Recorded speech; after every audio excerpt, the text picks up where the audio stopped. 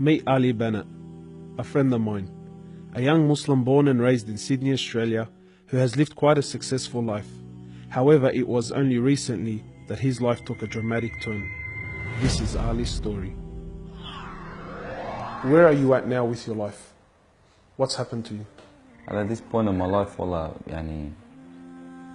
I've been gifted, alhamdulillah, by Allah, with cancer throughout my body, and I've changed my whole life to sort of helping people. Why do you call it a gift, Ali? And alhamdulillah, it's a gift because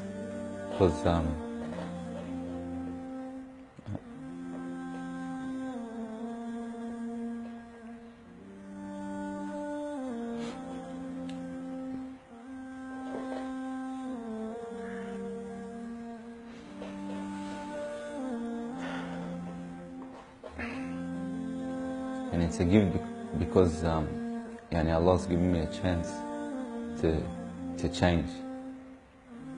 What has having cancer, what has it opened your eyes to? SubhanAllah, everything in life, even the smallest kid, like breathing fresh air.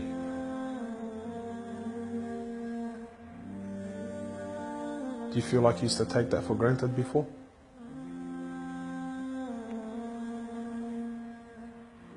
How long have you had cancer? 4 months now. Ali was diagnosed with stage 4 cancer and given only 7 months to live. Upon finding the news, he immediately sold his successful business and was forced to reconsider the lavish lifestyle he was accustomed to. Everything was to change. Ali, what was your reaction when you came to know you had cancer? I got rid of my cars, I got rid of my watches, even my clothes. I took them with me overseas and I gave them to a lot of people up there. Alhamdulillah. So I wanted to try to leave this world without anything. So you were on a mission to get rid of your dunya. It wasn't until Ali invited us into his room that we truly understood the luxurious lifestyle that he was living and the extent of the sacrifice that he was making. What's all this, Ali? Talk to me, explain this. It's a bracelet,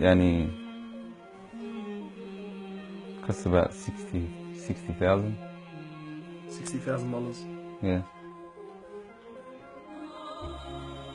What do you have in these boxes now? They're all my shoes, alhamdulillah. Louis Vuitton? All Louis Vuitton. How much is something like this worth, Ali? They're probably about $1,300. How much you pay for that, Ali? About $700. Thongs? For a pair of thongs, yeah. So what's happening with the sunglasses here, Ali? I just like collecting different sunglasses. Yeah? I've got rid of a lot of them. I gave them to a couple of brothers in Africa, alhamdulillah.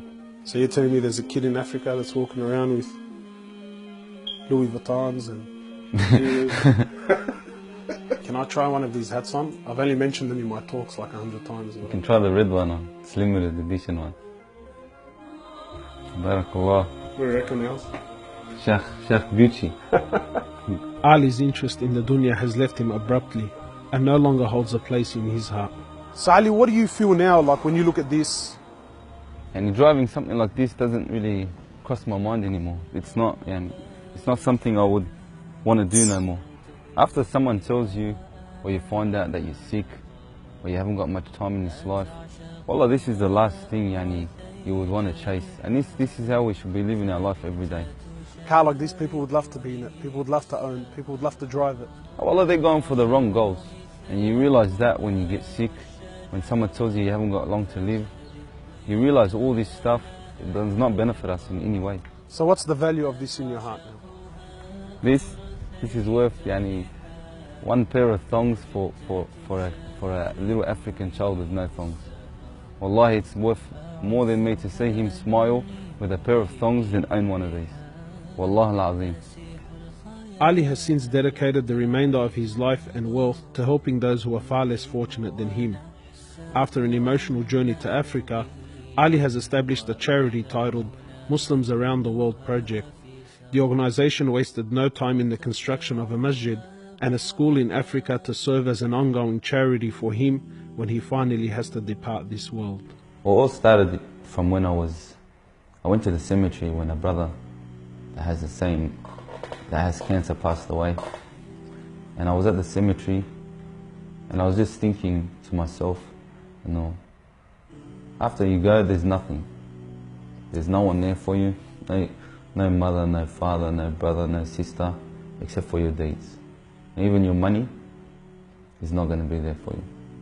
So the only thing that's going to be there for you is a sadaqah. And that's the only thing that's going to help you gradually through your time in the grave till you get to the ultimate destination.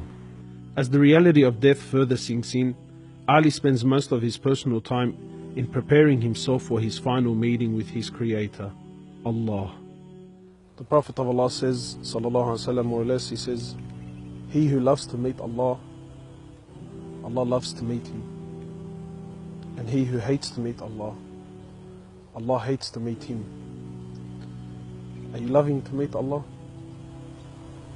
Because of this cancer, I've been advised by one of the brothers to take a special drug to help me with pain and stuff. And subhanAllah, it's very strong. I took a bit too much and I came into a whole different world within not knowing where I was, and it was very hard for me.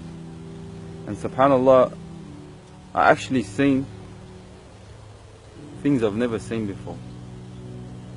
And my family were there all standing around me, and I was pointing up and I was saying, Ya Allah, take me.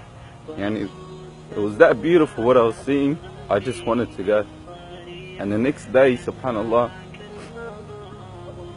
I woke up and I was upset that Allah didn't take me.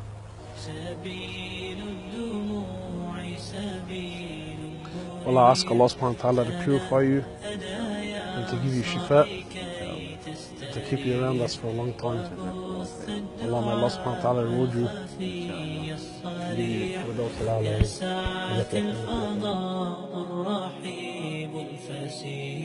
سبيل الدموع سبيل مريح تنهدى يا صاحي كي تستريح.